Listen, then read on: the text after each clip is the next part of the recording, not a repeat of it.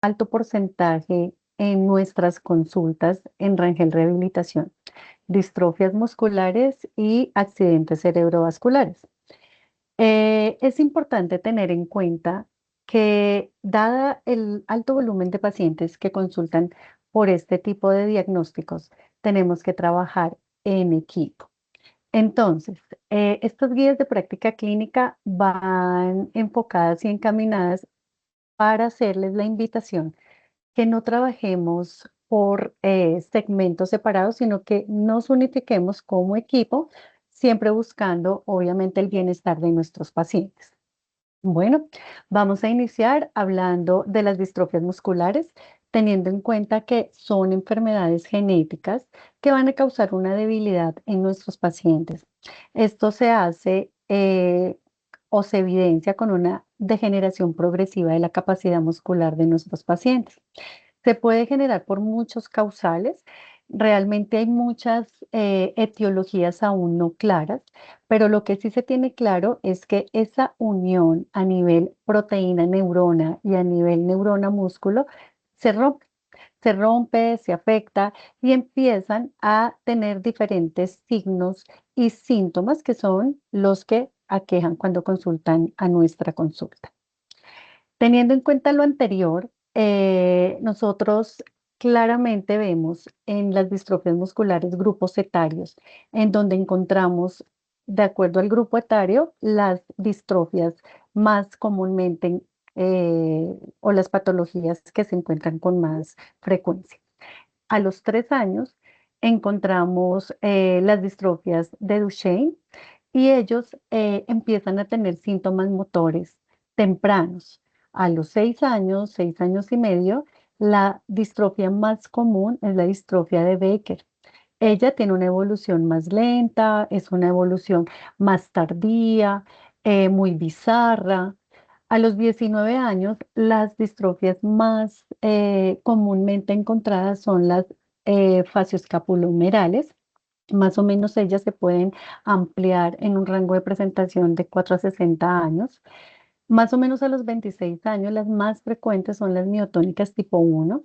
Ellas, sus síntomas florecen o se exacerban en la adultez temprana y más en adultez de 39 y 40 años son las miotónicas tipo 2. Ellos sí tienen una sintomatología clara ya en la adultez media. Todo paciente que tenga una sospecha se debe estratificar de inmediato porque, de acuerdo a la acción temprana como equipo, como fisiatras, como médicos y como grupo de rehabilitación, vamos a tener el pronóstico funcional de estos pacientes. Bueno, las alteraciones que más encontramos en este tipo de patologías o que con más frecuencia se presenta es la de la marcha. Entonces es como ese síntoma centinela que hace que nosotros se nos prendan las alarmas. Más o menos en el 85% de los casos, en los niños son el signo más claro y más significativo. Podemos encontrar un porcentaje de marcha anormal en todos los motivos de consulta, más o menos en un 86,7%. Vamos a encontrar el examen físico debilidad en miembros inferiores o alteraciones motoras en un 60%. Vamos a encontrar debilidad general en un 58,3%, retraso en el desarrollo asociado un 39,3%. Vamos a encontrar exámenes anormales incidentales o ya cuando nosotros tenemos una proyección de lo que posiblemente podemos encontrar con CPKs alteradas de un 37%, ya encontramos déficit motor en un 26,1% y algunos retrasos en el lenguaje que no son tan frecuentes en un 15,7%. Todo esto a los hallazgos siempre justificados y apoyados de toda la parte del laboratorio y toda la parte de electrodiagnóstico que ya lo vamos a hablar más adelante. Es por eso que cuando nos llega a la consulta algún paciente con sospecha de distrofia, debemos hacer una historia clínica completa, organizada, en donde tengamos claridad de lo que buscamos y así podemos orientar lo que queremos encontrar. No olvidar, obviamente, buscar una muy buena anamnesis en donde encontramos la edad del paciente, porque como les mencioné previamente, la edad nos orienta al tipo de distrofia a la que nos vamos a enfrentar. La mano dominante del paciente, porque si vamos a encontrar alguna alteración motora, debemos hacer una reeducación de la lateralidad de nuestros pacientes. Tenemos que también tener claro la red de apoyo familiar, con quién vive, si son niños, cuál es su grupo social, si viven en Bogotá, si viven fuera de Bogotá, en qué parte viven, si es zona urbana, zona rural, si viven en casa, en apartamentos, si cuentan o no con ascensores, con vías de acceso, porque en la medida en que vayamos avanzando vamos a darnos cuenta que todas estas alteraciones que ven ustedes en este momento van a empezar a generar un impacto importante en toda la funcionalidad motora de nuestros pacientes. Adicionalmente, si son niños, no olvidar que tengan una buena socialización, que puedan contar con escolarización en la medida en que se pueda, programas de rehabilitación previos o en curso. Adicionalmente, tratamientos o no que se le hayan indicado. Y con todo esto, posterior a toda esta parte de anamnesis, hablar el cuadro clínico, hablar hace cuánto se presentaron los síntomas, sí o no, como les mencionaba, han tenido algún manejo o no, no olvidar los antecedentes. Fundamental, siempre como todo, los patológicos, los quirúrgicos, si toma o no medicamentos, si es alérgico o no a algún medicamento, y no olvidar los familiares, porque de ahí también parte y nos da una orientación en lo que podemos encontrar con este tipo de pacientes. Adicionalmente, un buen examen físico, que es lo que vamos a encontrar en este momento, en donde vamos a encontrar nuestras banderas rojas que podemos encontrar al examen físico. Entonces, cuando nosotros encontramos una alteración en toda la musculatura central, masticatoria, algún tipo de disfagia, alguna alteración central, nos orienta más a una distrofia miotónica. Cuando nosotros encontramos una alteración en cuanto al bípedo, es decir, que el paciente tiene que apoyar sus brazos en alguna superficie, silla, cama, para poderse poner en pie, entonces ya nos va a enfocar a una distrofia de Baker.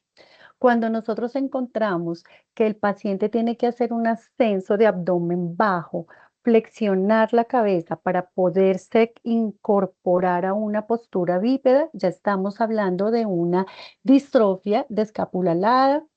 Y cuando tenemos distrofia de cinturas, entonces ya es una debilidad proximal, que es lo que vamos a encontrar en este siguiente cuadro. ¿Por qué es importante? Porque al examen físico nos vamos a orientar en qué en qué tipo de distrofia está y con esto enfocar los objetivos de rehabilitación. Recordar que hay unas más agresivas, hay otras de un curso más lento, pero todas en algún momento pueden llegar a nuestros pacientes, llevarlos a un tipo de discapacidad motora que requieran la asistencia de un tercero para traslado, vestido, alimento, aseo. Bueno, entonces, en cuanto a la exploración física, lo que les mencionaba previamente, hay unos signos claves que nos orientan a qué tipo de distrofia nos estamos enfrentando. Entonces, el signo de Gowers es aquel paciente que tiene que utilizar los bracitos para empujarse hacia arriba, para poderse reincorporar o tomar una postura bípeda o una postura erguida. El signo de Paul Hill es múltiples bultos visibles musculares de contracturas musculares en donde van a llevar a que se encuentre o se evidencie esas contracturas centrales y proximales musculares. El signo de Vibor es cuando tenemos, como les mencionaba anteriormente, que flexionar abdomen inferior y levantar cabeza para poder adquirir el bípedo, el supino. Y el de escápula alada es un signo muy característico en la consulta porque vamos a encontrar una prominencia normal del reborde de la escápula. Entonces, ya teniendo esto y orientando a nuestros pacientes en el tipo de distrofia, vamos a tener ya nuestra sospecha que nos va a llevar al segundo paso de manejo y va a ser la toma de o exámenes que nos van a orientar o confirmar el diagnóstico y por consiguiente también pues el tratamiento, aunque no es el fuerte de rehabilitación indicar fármacos para estos tipos de alteraciones, pero sí es nuestro compromiso iniciar tempranamente un programa de rehabilitación integral. Existen múltiples exámenes, múltiples, y para cada distrofia ustedes van a encontrar que hay una gama variada y ahí cada especialista viene a aportar de acuerdo a lo que se requiere de acuerdo al tipo de distrofia. Pero para como nuestro quehacer, lo que nos indica si hay o no alguna alteración es la electromiografía y neuroconducción. Esta electromiografía y neuroconducción más TPK alteradas es lo que nos tiene que hacer a nosotros prender todas las alarmas más el examen físico para iniciar un proceso de rehabilitación pronto. Bueno, cuando ya tenemos nosotros estas confirmaciones, ya sea por laboratorios o por exámenes del tipo de distrofia, entonces lo que ya tenemos que hacer es empezar la rehabilitación. Teniendo la rehabilitación, vamos a encontrar varias opciones. Hay unas que tienen, que tienen alta evidencia y otras que no tienen tanta evidencia. En cuanto al manejo farmacológico, como les mencionaba, nosotros no incursionamos mucho en esto porque pues ya los tratantes son quienes nos dan como este aporte, llámese neurología, genética, bueno, internista, ellos ya nos aportan en esto, pero sí es nuestra labor empezar a hacer toda la parte de rehabilitación, aporte nutricional, soporte en cuanto a toda la parte de movimiento y rehabilitación temprana para evitar una osteoporosis también temprana con estos pacientes. Toda la parte nutricional es fundamental porque ellos tienen un gasto energético y calórico más grande que cualquier otro paciente y esto hace que conlleve a un deterioro en su salud ósea. Es por eso que tenemos que estar de la mano con el internista, el familiarista o con nutrición para tener estos soportes y aportes que requieran nuestros pacientes. Entonces, cuando estamos hablando de niños de 1 a 3 años, tenemos que tener un requerimiento proteico del 5 al 20%. Cuando estamos hablando de niños de 4 a 18 años, ya este requerimiento va a ser del 10 al 30% y cuando ya estamos hablando de adultos es del 10 al 35%. Toda la parte de suplencia de calcio, de vitamina D, hay que apoyarnos de los tratantes. No hay tanta evidencia para suplementos, para vitaminas diferentes, para selenios, omega 3, digamos que hay como mucha información al respecto, pero no tiene tanta evidencia. Bueno, muy bien. Adicionalmente a toda esta parte farmacológica, nosotros tenemos que velar con la protección de las articulaciones, dado que podemos estar ante deformidades articulares, estructuraciones articulares o contracturas musculares de difícil manejo si no les hacemos una adecuada contención o realineamiento. Para esto vienen, aparte pues de la rehabilitación, venimos con el apoyo de cirugía de columna si llegase a requerir algún momento alguna corrección, en este caso de algún grado de escoliosis patológico que le lleve a tener algún desbalance pulmonar o cardíaco en nuestros pacientes o una afectación ya desde este equilibrio y pues nos toca hacer correcciones quirúrgicas. Pero es nuestro deber como fisiatras hacer esa contención en niños para evitar que la columna tenga alguna desviación patológica futuro. Y para esto, de acuerdo al grado de desviación, podemos estar utilizando las órtesis toracolumbares, pero de acuerdo al grado y de acuerdo a las contraindicaciones que pueda llegar a tener nuestro paciente, que ya les vamos a mencionar más adelante. Adicionalmente, tenemos que hacer una adecuada alineación o corrección o contención de las articulaciones que probablemente pueden tener afectación y entre ellas las más afectadas pueden ser las distales. Es por eso que es importante, de acuerdo al tipo de distrofia y de acuerdo al tipo de alteración encontrada en el examen físico, usar oportunamente las órtesis tobillo-pie para evitar deformidades o estructuraciones a futuro. Lo mismo para el hombro. Digamos que si bien hay que proteger la articulación, no podemos generarle eh, postura forzada, inquietud forzada, porque esto puede generar complicaciones articulares a futuro. Complicaciones articulares que hasta pueden llegar a ser quirúrgicas y la idea con estos pacientes es evitar cualquier gasto adicional o energético que puedan llegar a requerir. Adicionalmente, tenemos que hacer una movilización temprana y para esto dividimos la rehabilitación en fases. Entonces, todo va enfocado a buscar funcionalidad, a buscar independencia, a lo que más pueda resistir nuestro paciente y a lo que más le podamos llevar desde la parte segura y desde la parte de reincorporación social, de adaptación, readaptación, si son personas laboralmente activas, lo que más podamos aportar para que ellos puedan llegar a tener una reincorporación oportuna a sus actividades. Si son niños, que puedan socializar y puedan tener un desarrollo normal con sus pares. Si son adultos mayores, evitar complicaciones derivadas de la patología. Entonces, lo que siempre vamos a buscar con nuestros pacientes es fortalecimiento muscular, pero debemos tener mucha precaución con este tipo de fortalecimiento, ya que este debe ser submáximo y aeróbico. No se puede hacer ejercicios de alta resistencia o ejercicios excéntricos porque lo que hacemos es generar más fatigabilidad en la fibra muscular, en la unión neuromuscular y pues por consiguiente empeorar el síntoma.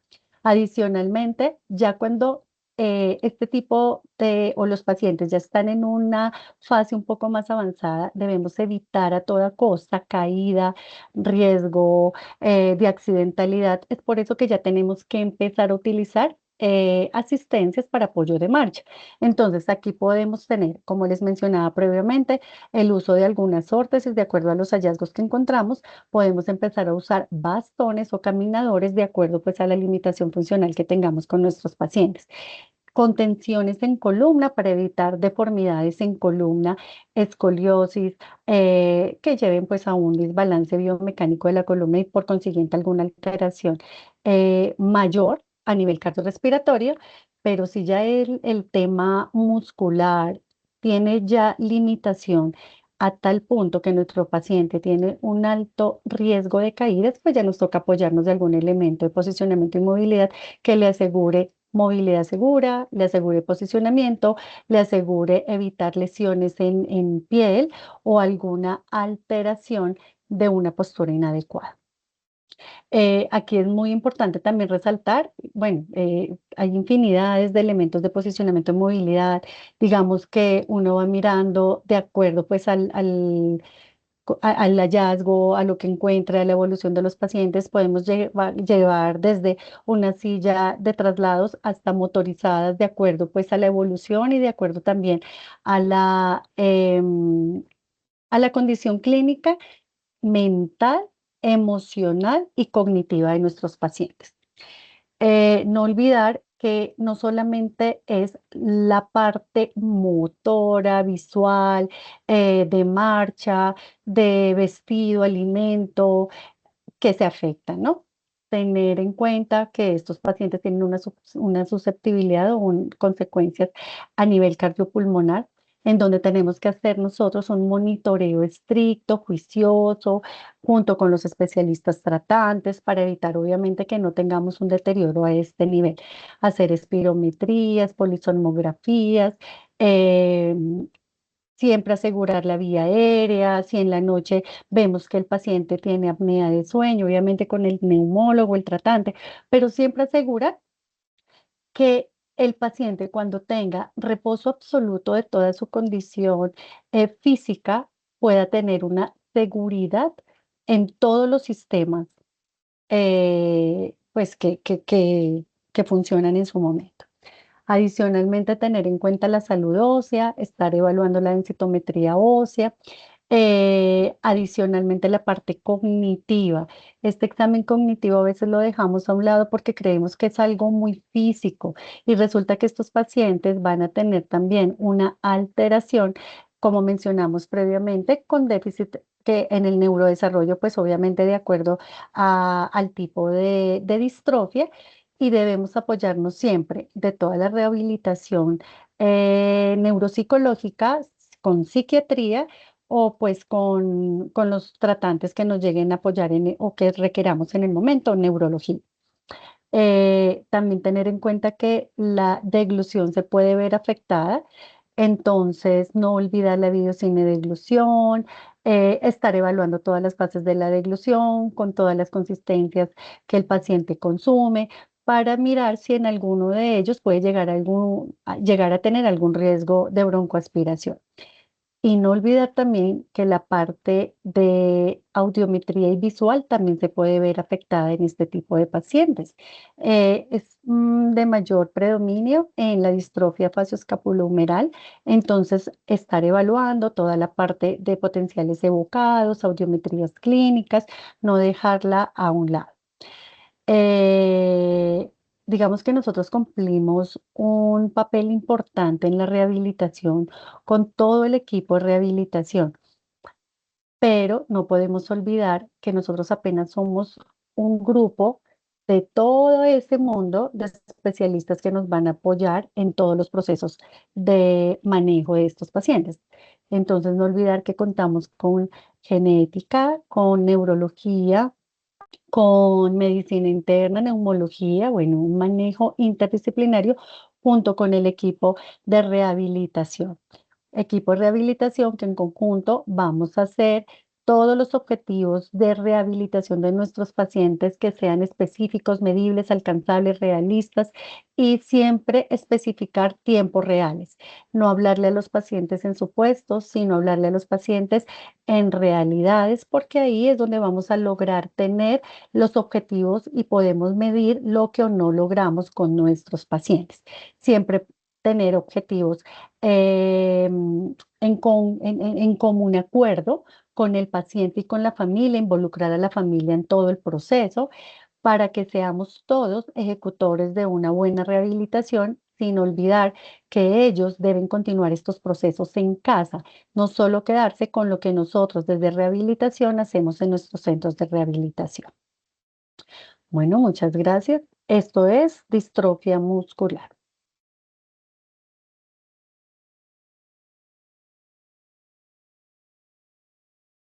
Muchas gracias, Doc. Muy buena Muchas la. gracias, Doc. Doc, si quieres, permíteme, voy a compartir Gracias, Gracias, voy a doctora. compartir John. el post-test de Eso, distrofia muscular mientras y mientras hacemos alista la otra. Muchas gracias. no olvidar que somos equipo, somos uno solo, no olvidar que de todo el equipo depende que nuestros pacientes logren tener objetivos claros, lograr tener metas claras y lograr llevarlos a la mayor funcionalidad e independencia, porque tanto los niños, lograrles adaptar esta rehabilitación y este estilo de vida que van a tener que tener toda su vida como a la gente adolescente, a los chicos adolescentes o a la gente adulta, la reconversión de todo lo que venían acostumbrados a hacer. Entonces, si todos trabajamos en equipo y si todos hacemos un planteamiento desde rehabilitación, vamos a lograr mejores respuestas.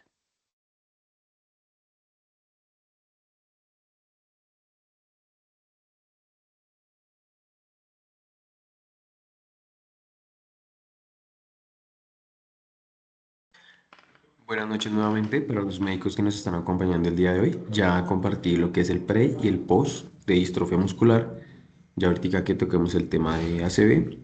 Finalizando, compartiré el post de esa charla. Muchas gracias.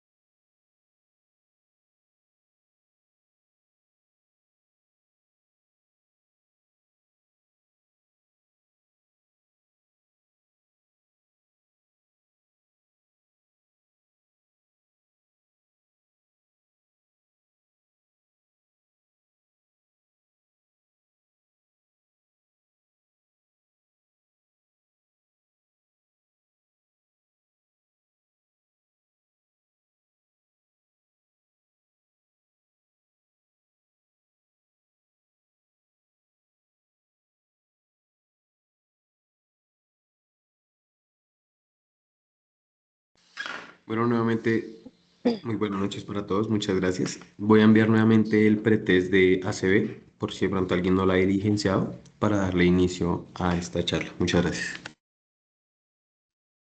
Bueno, muy bien. Entonces, dando continuidad a nuestra charla, ahora vamos a hablar en esta guía de práctica clínica de accidente cerebrovascular. El accidente cerebrovascular es uno de los motivos de consulta más frecuentes que tenemos en Rangel Rehabilitación. Es una patología realmente, según la Organización Mundial de la Salud, con un porcentaje, una incidencia y una prevalencia muy alta, que ya la vamos a hablar a continuación. ¿Cómo se define? Como toda alteración rápido, de inicio temprano, rápido y súbito, en donde se afecta toda la parte circulatoria, ya sea o por isquemia o por trombo hemorrágico, para que tengamos alguna obstrucción en toda la circulación a nivel vascular cerebral. Teniendo en cuenta lo anterior, encontramos que el 80% de la población a nivel mundial ha presentado accidente cerebrovascular de origen isquémico. En Colombia estaríamos hablando de 118 pacientes en hombres por 100.000 habitantes y 61,8 pacientes mujeres por 100.000 habitantes. Este porcentaje se puede triplicar posterior a los 60 años. Es decir, que tenemos un porcentaje bastante elevado en pacientes que pueden llegar a tener este tipo de patología. A nivel mundial tenemos que es la tercera causa de muerte. Teniendo en cuenta lo anterior, es importante eh, como, aunque nosotros ya el centro de rehabilitación nos llega en etapas más tardías, pero es importante que el tiempo de la evolución de estos tipos de alteraciones es fundamental. Es decir, si nosotros tenemos un acto médico temprano a los 5 minutos de presentado el cese de flujo sanguíneo, puede llegar a ser irreversible el daño que se pudiese llegar a presentar. Pero si esto nos avanza de 48 a 72 horas, ya vamos a encontrar un daño tisular y podríamos llegar a tener alguna afectación ya parcial o permanente. Pero si ya el daño transcurre más de 14 días, ya realmente el pronóstico de lesiones permanentes ya tiene un porcentaje importante. Bueno. Adicionalmente, encontramos que en Colombia la realidad de los accidentes cerebrovasculares son o comprometen el 80% de nuestra población, y el tipo de accidente con mayor frecuencia es el isquémico, encontrando, como les mencionaba, en hombres no, en la población total, 88.900 por 100.000 habitantes, o sea que siempre es un porcentaje importante, encontrando que hay 32 muertes por 100.000 habitantes, y es la tercera, pero en Colombia, y es la tercera causa de muerte, pero a nivel mundial. Encontramos que la recurrencia de estos accidentes cerebrovasculares pueden tener entre un 7 y un 10% en el primer año, y en el 30-50% a los 5 años de haber ocurrido el primer evento. Tenemos también que tener en cuenta que los hombres tienen una mayor prevalencia, triplicándose este riesgo mayores de 60 años. Es decir, que todos los factores preventivos, como control de peso, actividad deportiva, limitación en consumo de sustancias que nos puedan estar generando disminución de capacidad vascular, nicotina, trago, alcohol, hace que tengamos de una u otra manera un factor protector para la presentación de este tipo de eventos. Como les mencionaba, si nosotros hacemos una consulta y una atención y recibimos una atención primordial antes de los 5 minutos, realmente las secuelas van a ser mínimas. Pero si ya esta atención pasa de 48 a 72 horas, vamos a tener una alteración con daño tisular y con unas secuelas probablemente establecidas. Ya mayor de 14 días, pues ya definitivamente vamos a tener que esta plasticidad a nivel cerebral se va a reducir junto con la reorganización sináptica y pues las secuelas realmente es con un porcentaje importante de establecimiento. Adicionalmente, encontrar que cuando tenemos estos procesos de neuroplasticidad, cuando estamos o cuando fuimos sometidos a a un accidente cerebrovascular, este tejido nervioso va a entrar en una fase de hibernación por la misma isquemia y esto va a hacer que se genere una alteración tisular, más no una lesión permanente. Es por eso que en estas primeras fases, la intervención temprana de nuestro proceso de rehabilitación es fundamental para mitigar las secuelas permanentes en estos pacientes.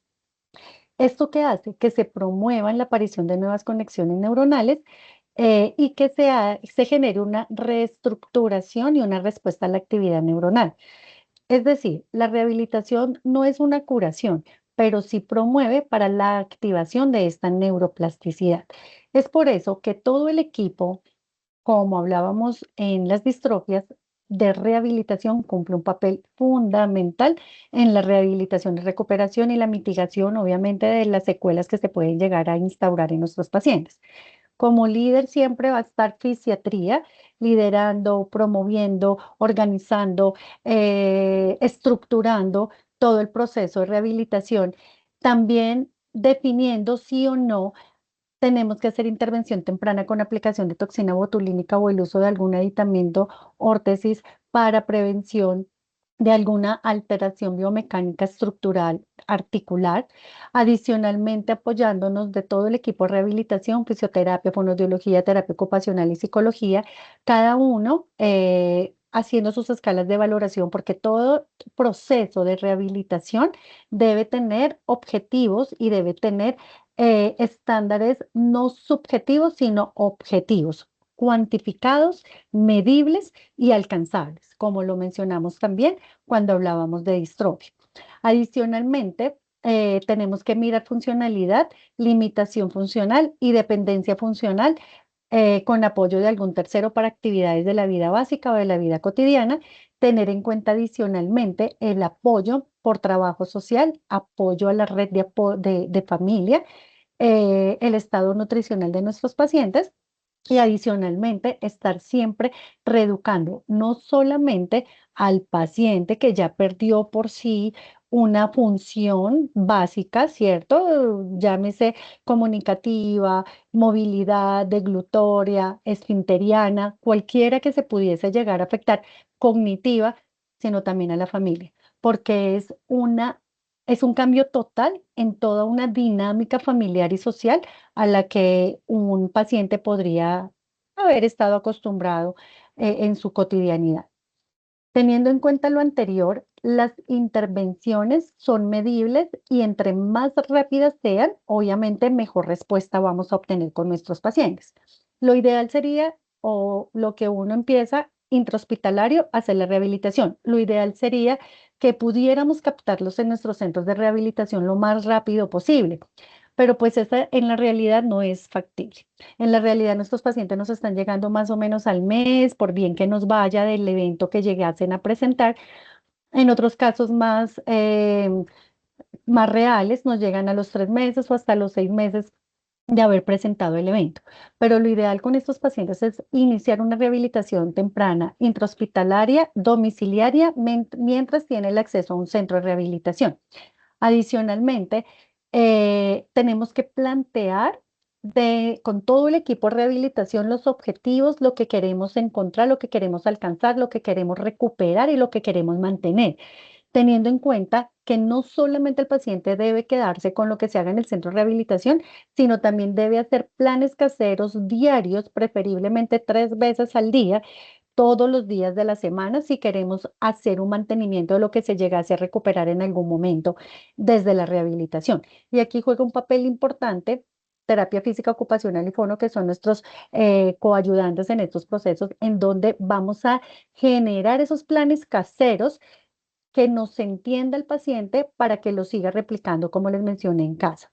Adicionalmente, No solamente pensar en la patología como tal, sino como mencionaba previamente, en un paciente que era integral previamente. Tenía una familia, tenía unas ocupaciones, unas labores, tenía unos hobbies. Entonces, siempre tenemos que buscar inclusión, reincorporación temprana a todas esas actividades y a todas las actividades lúdico-recreativas laborales lo más rápido posible, porque son coayudantes al proceso de rehabilitación y con eso promover la participación social y la participación en todos los aspectos de la vida.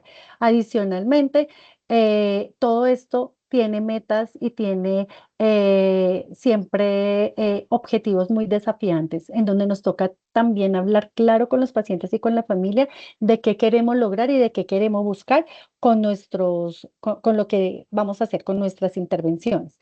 Adicionalmente, debemos estar haciendo revisiones periódicas y controles periódicos. En nuestra IPS lo hacemos bimestral para mirar evolución, objetivizar alcances y estar haciendo la proyección al siguiente ciclo de rehabilitación. Como les mencionaba, involucrar a la familia de manera activa en este proceso es fundamental. Es fundamental para que logremos los objetivos que se requieren. Como todo, siempre no olvidar que los objetivos de rehabilitación deben ser específicos, deben ser medibles, alcanzables, deben ser realistas y deben tener un tiempo específico de proyección, porque ahí es donde vamos a hablar ya de acuerdo a la evolución de secuelas que pueden llegar a ser permanentes, transitorias, bueno, pero siempre hablarle claro al paciente y siempre ir en consenso con el paciente y con la familia para que logremos buscar la mejor adaptación y la mejor reconversión a lo que venía o acercarlo a lo que venía previamente desde la parte funcional. Ahora vamos a hablar un poquito de cada rehabilitación. Vamos a iniciar con esta parte psicológica. Psicológica, vamos a tener en cuenta que no es solo para el paciente, sino también para la familia. Por eso se divide en sesiones individuales y sesiones familiares. ¿Por qué? Porque estos pacientes tienden a tener una labilidad emocional importante y es un punto que nos puede jugar un factor en contra si no lo fortalecemos, porque nos puede obstruir y bloquear el proceso que queremos buscar de rehabilitación con los pacientes. Y aquí no solamente la parte emocional, sino también debemos estar fortaleciendo toda esta parte cognitiva de memoria, toda la parte de interacción social, sensorial y toda la parte comportamental y emocional y la habilidad emocional a lo que nuestros pacientes pueden verse sujetos. Es decir, que todo debe ser evaluado y evaluado siempre con los impactos que queremos tener de manera positiva. Obviamente con nuestros pacientes siempre buscando recuperar funcionalidad en actividades básicas cotidianas y en las actividades de la vida diaria. Adicionalmente, estar muy vigilantes por la labilidad emocional de nuestros pacientes. Pueden llegar a tener ideas suicidas y a veces no se tocan este tipo de temas o de conversaciones y y creemos que es más como emocional, como de manejo de la situación, pero son alteraciones cognitivas y neuronales que se afectaron de manera radical e importante, en donde esta parte comportamental tiene un rasgo bastante serio. Entonces aquí los psicólogos nos van a aportar mucho en este proceso de rehabilitación. Intervenciones. Muchísimas intervenciones, desde las técnicas elaborativas, aprendizaje sin error, estrategias ambientales, ayudas externas, alarmas, agendas, calendarios, crucigramas. Adicionalmente, siempre tener la estimulación de toda la parte afectada, utilizando múltiples estrategias, colores, resaltadores, alertas sonoras, táctiles.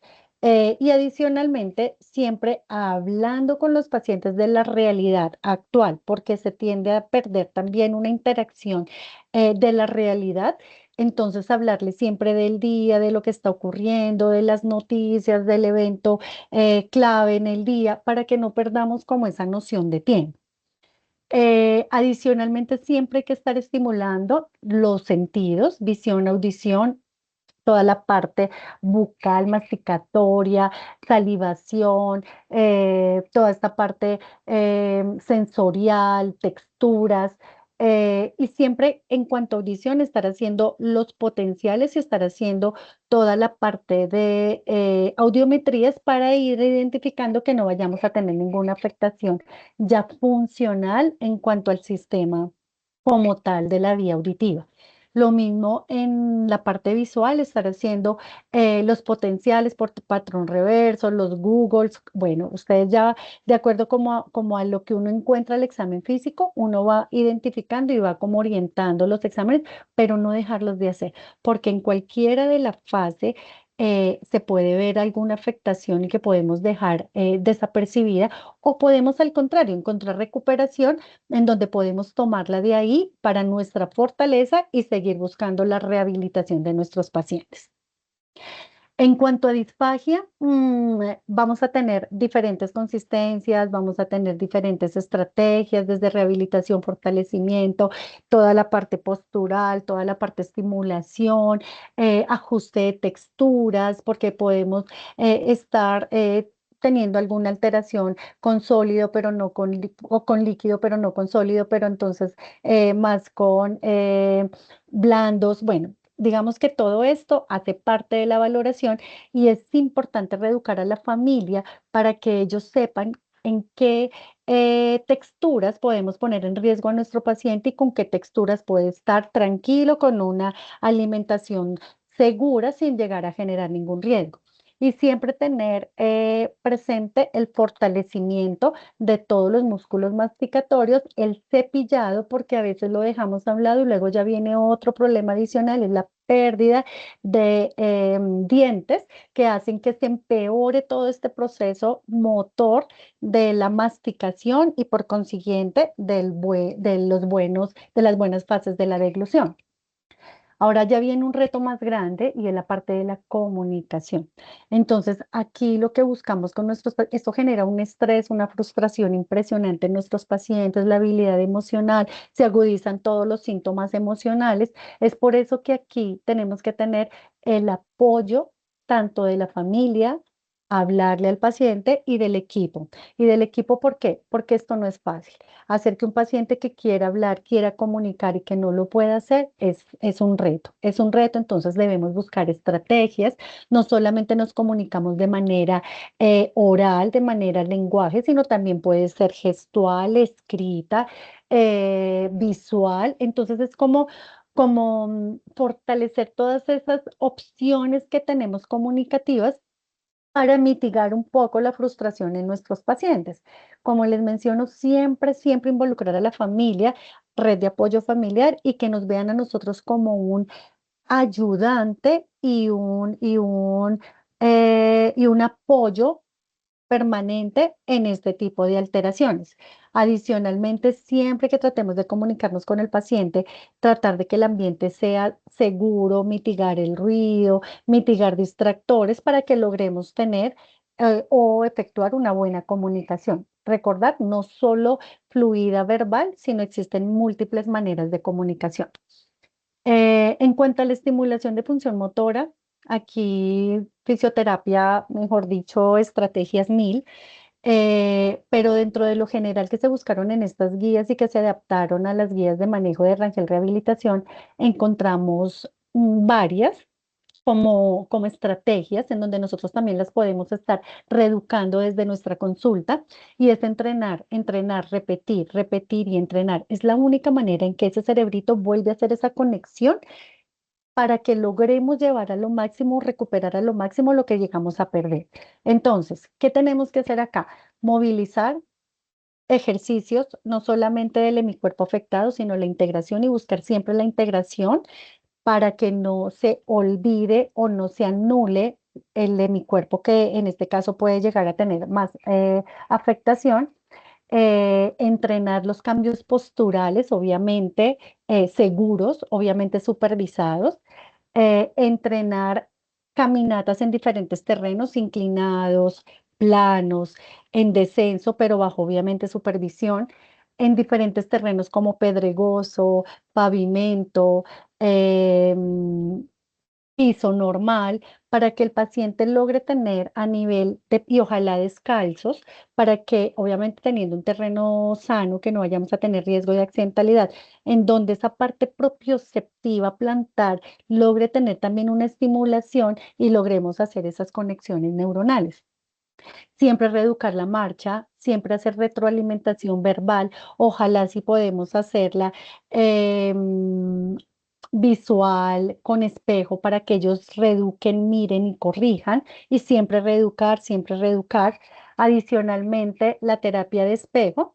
Esto se hace para que tengamos una retroalimentación visual de lo que tenemos que recuperar y fortalecer, como les digo, no solamente en la rehabilitación, sino también hacerlo y fomentarlo desde casa. Y aquí nosotros tenemos que ser muy juiciosos y predecir el riesgo sí, el riesgo de espasticidad o complicaciones que pueden llegar a tener nuestros pacientes. Para esto, nosotros tenemos desde consulta empezar a mitigar y empezar a identificar, más que mitigar, perdón, empezar a identificar cuáles son estos riesgos focales o generalizados a los que puede llegar a estar exponiéndose nuestro paciente para que logremos hacer una intervención oportuna. Entonces, si nosotros en el momento de la atención encontramos que ya nuestro paciente está focalizado, es decir, que ya tiene una afectación específica en algún grupo muscular, nuestra opción, no esperar, manejo con miorelajantes, toxina botulínica para ayudar a la preservación del tono muscular y evitar así complicaciones a futuro y complicaciones de contracturas que ya pueden llegar a limitar la funcionalidad de nuestros pacientes. Pero ya cuando es algo muy generalizado, que no tiene un grupo muscular específico, el baclofeno tiene una muy buena evidencia y nos aporta, nos ayuda a controlar un poco esta parte del control de tono muscular. O pueden utilizarse las dos, sí, puede ser una opción, pero dependiendo obviamente de los hallazgos que encontremos al examen físico. Pero no solamente nos vamos a basar en estos manejos de toxina o baclofeno, sino también en la ayuda de elementos ortésicos para posicionar, para contener y para prevenir deformidades articulares que nos pueden llegar a o nos pueden llevar a nuestros pacientes a estructuraciones que ya posteriormente van a ser de difícil manejo. Adicionalmente, un segmento que se afecta con importancia es el hombro. Entonces, nosotros no podemos dejar el hombro a un lado. Si nosotros miramos que el patrón, que haga la pinza, que tenga la fuerza para coger la cuchara, para el vestido, mano, cabeza, mano, boca. Pero el hombro es de las articulaciones fundamentales que nos permite todo lo anteriormente mencionado. Entonces, siempre hay que reeducar la buena postura, la movilidad temprana y la estimulación para evitar que esta articulación, que es fundamental para todos estos procesos, empiece a tener contracturas tan severas que nos pueden llevar a tener un hombro congelado y que sea de difícil manejo posterior con cualquier proceso de rehabilitación. Adicionalmente, tenemos algunas indicaciones y no tan, y no, algunas indicaciones que tienen un alto nivel que nos ayuda, como hay otras que no tienen tanta evidencia en estos manejos según las guías revisadas. Encontramos que alta evidencia, terapia en espejo, órtesis tobillo-pie y toda la parte de estimulación eléctrica para evitar contracturas musculares.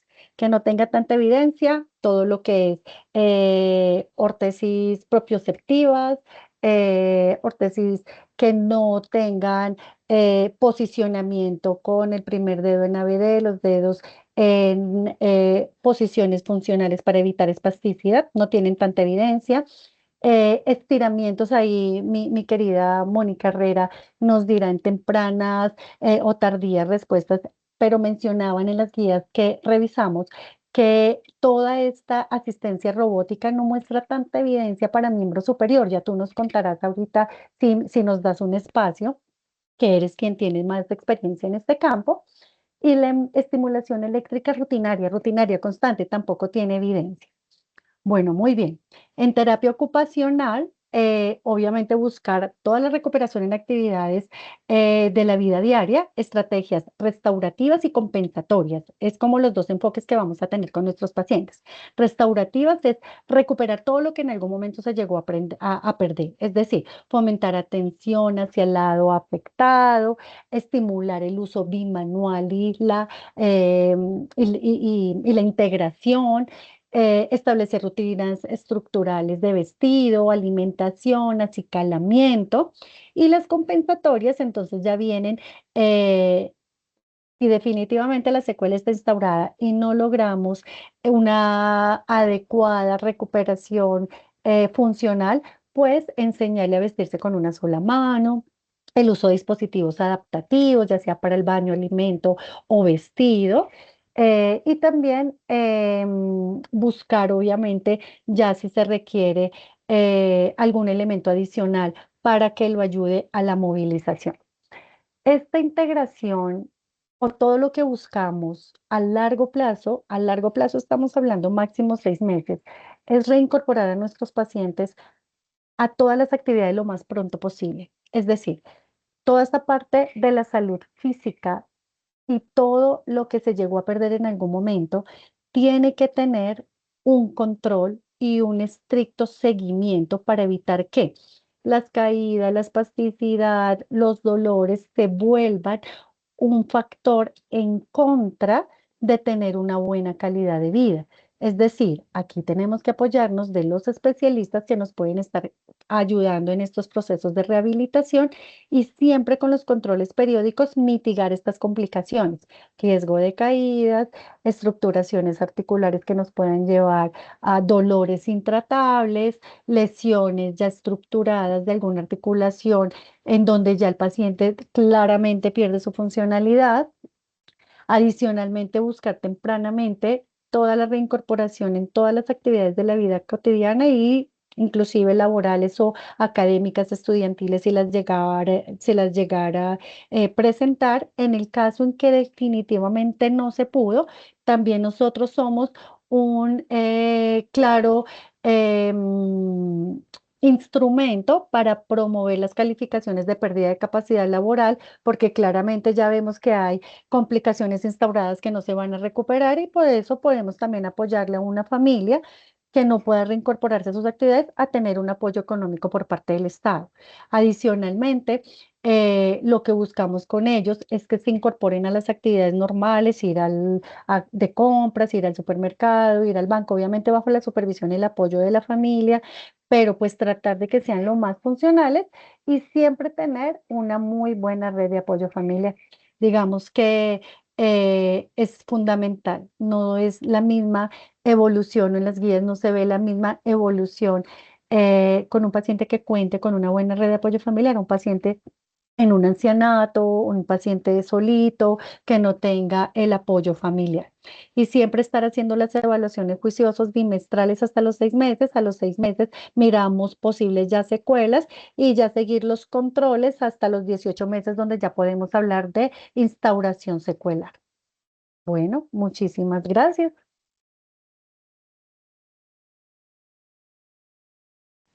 Mi doc, muchísimas gracias.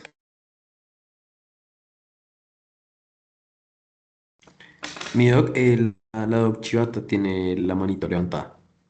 Hola, Judith.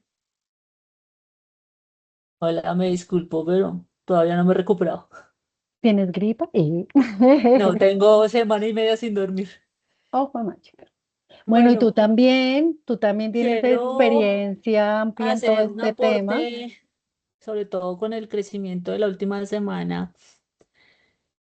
El manejo del paciente post-ACV, porque nosotros no manejamos pacientes intrahospitalarios, es muy importante. La evidencia científica hoy es muy fuerte.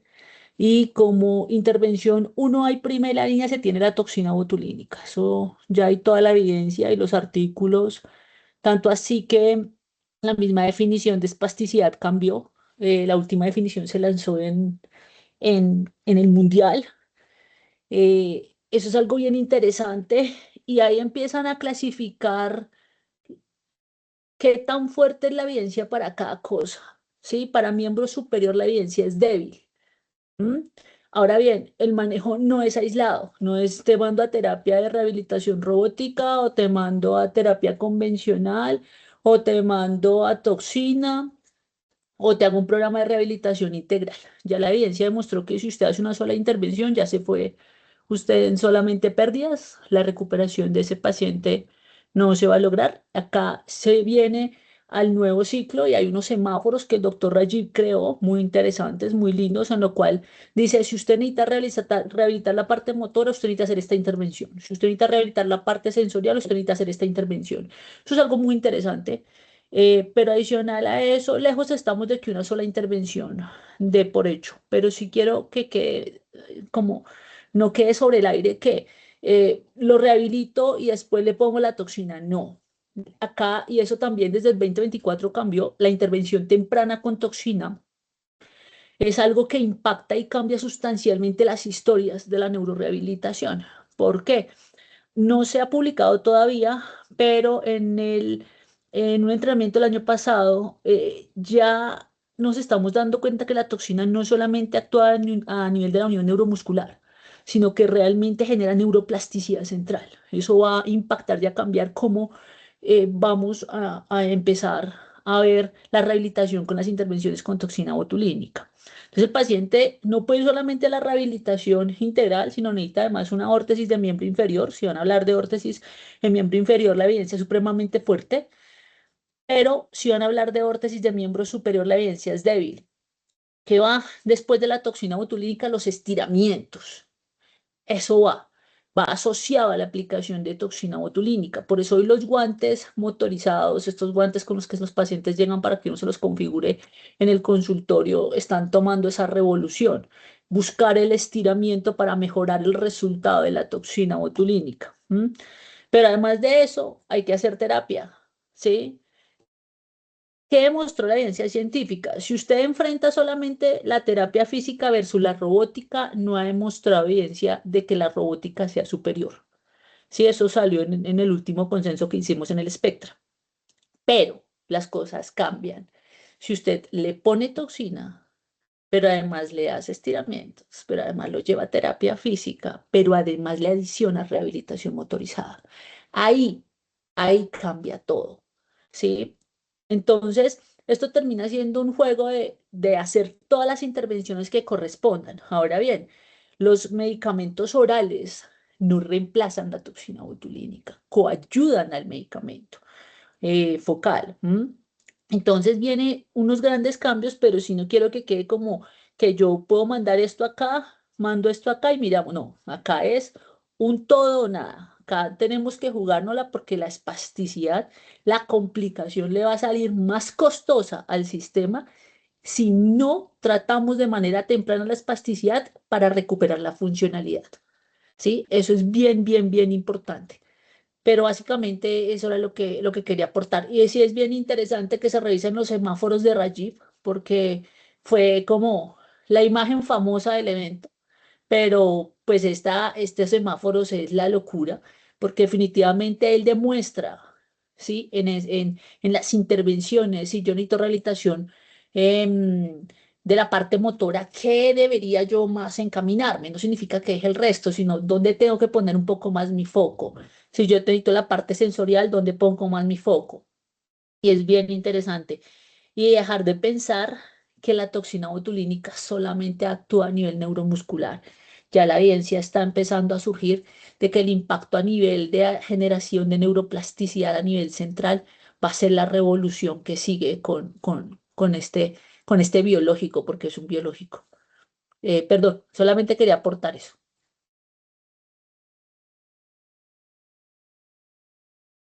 No, súper bien, manejo integral y no solo espasticidad y ni neuroplasticidad, sino también manejo de dolor. Los pacientes mejoran muchísimo, sintomatología dolorosa con aplicación de toxina y como menciona la doctora Judith, claro, es un manejo integral de todo, rehabilitación, ortésico, reeducación, em, reincorporación, todo, todo, todo y todos unidos en pro de mejorar y recuperar funcionalidad de nuestros pacientes de manera oportuna. ¿Alguien más tiene alguna observación? Doc, la doctora Hilda Wilches también levantó la mano. Doctora Hilda, Hola, Joa, hola, maravillosa la Medo gestión del Bella. tiempo para tanta información. Felicitaciones. Gracias. Hermosa. Cuando hablábamos de, acordémonos pues que la espasticidad es un compromiso cuando el paciente tiene compromiso infra y supratentorial. Siempre que tenemos pues espasticidad tenemos que tener en cuenta que es un compromiso extenso y que tenemos muchas áreas comprometidas. Y no dejar de lado si el paciente tiene algún proceso infeccioso urinario, odontológico, respiratorio, porque pues si tiene trastorno de la deglución, eventualmente pues, porque cualquier aumento de la intensidad de la espasticidad también es una alerta de infección en el que nosotros tenemos que tener una comunicación muy importante con el médico tratante de medicina interna, porque si ellos no logran controlar el proceso infeccioso, nada de lo que nosotros hagamos para mejorar la espasticidad va a tener algún buen resultado. Entonces, creo que en las guías de NICE el año pasado, que la conversábamos, hablaba mucho, no solo de mantener las piezas dentales como un órgano fonoarticular y que,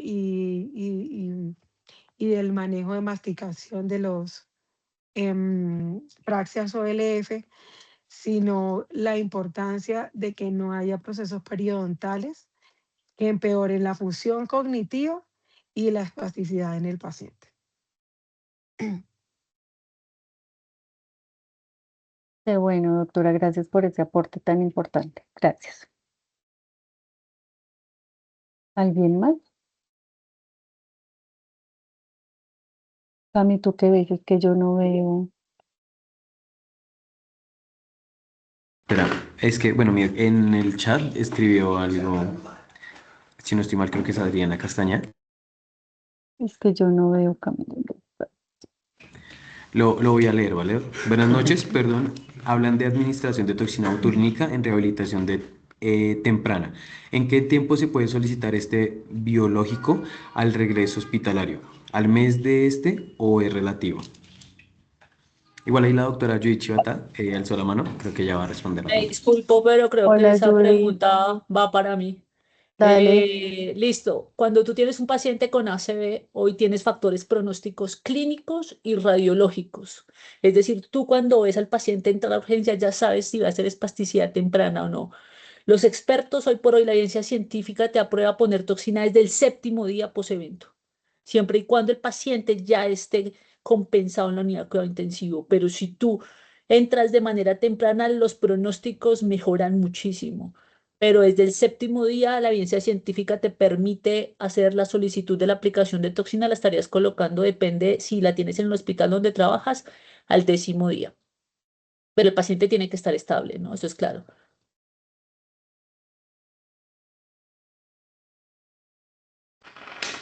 Los Muchas gracias, residentes Doc. que están rotando ahorita en neurología en Santa Fe nos comentan que efectivamente máximo 7 días post-evento con estabilidad en todos los aspectos hemodinámico, neuronal, no infeccioso, se les empieza a hacer la aplicación con la posterior programación ya extrainstitucional.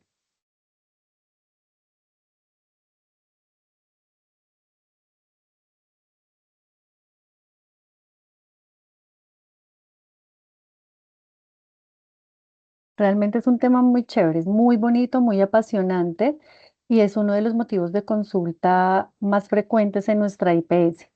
Entonces sí es importante que, como siempre les digo, trabajar en equipo, unificar conocimientos, retroalimentar todo el tiempo para que busquemos siempre, siempre los manejos oportunos e ideales para nuestros pacientes y así mitigar complicaciones, secuelas y hacer una recuperación temprana a todas las actividades cotidianas y de la vida diaria de nuestros pacientes. No sé si hay alguna otra intervención, alguna otra pregunta.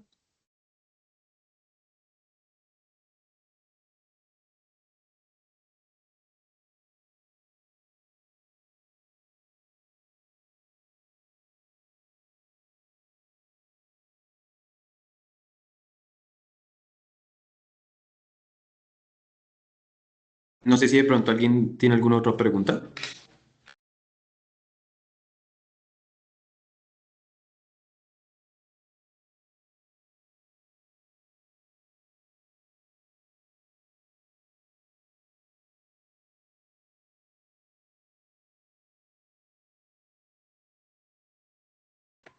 Bueno, Bueno, nuevamente agradezco a muchas todos, gracias. Ay. perdóname, Cami, No te preocupes. agradezco a todos la convocatoria, agradezco a todos la asistencia y pues estamos siempre prestos a, pues, a apoyarnos y a trabajar en equipo, como les menciono siempre en pro de nuestros pacientes. Les deseo una feliz noche, no sé, Cami, tú qué más nos quieras indicar. No, y igualmente muchísimas gracias a las personas que nos pudieron acompañar el día de hoy. Recordar que estas formaciones continuas nos sirven a todos, es un aprendizaje, hay cosas que uno no sabe, hay temas que uno puede aclarar también en estos espacios, entonces cordialmente invitados, que digamos esta fue una asistencia, digamos así bajita, pero la idea es que vayamos superando, digamos, ese número de participantes. Y nuevamente, Doc, muchísimas gracias. Lo que te digo, o sea, uno todos los días aprende algo nuevo y hoy aprendí algo nuevo.